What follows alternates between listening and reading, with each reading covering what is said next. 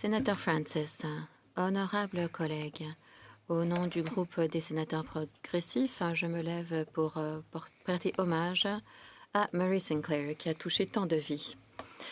Il était un leader extraordinaire, mais également un être humain exceptionnel.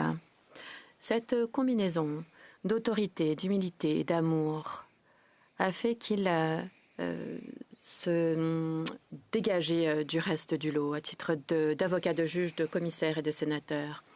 Lorsqu'il rencontrait un collègue, un ami, il montrait toujours que tous les êtres humains ont une valeur intrinsèque. Alors, mes condoléances à l'égard de sa famille. Il était un mentor. Il a toujours donné des conseils et a partagé sa sagesse. Je l'ai vu pour la dernière fois avec la sénatrice Pate. On a rigolé, on a raconté des histoires chez lui à Winnipeg et je garderai ces histoires dans mon cœur à tout jamais. L'impact de Murray sur ce pays est énorme.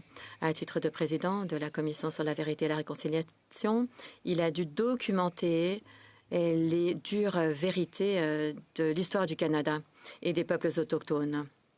Il a mené ce travail très émotif et très difficile, avec beaucoup de courage, beaucoup de compassion, et nous lui devons beaucoup de gratitude et de respect.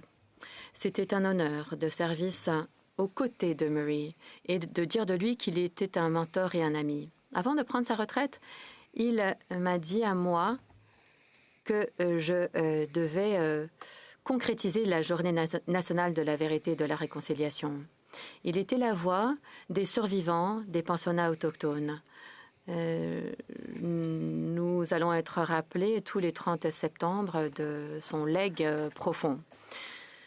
Ce dont je me souviens le plus, c'est qu'il estimait que l'éducation, c'était ce qu'il y avait de plus important.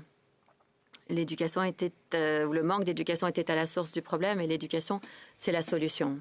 Et maintenant, c'est notre responsabilité de concrétiser sa vision envers la réconciliation, la justice et la guérison.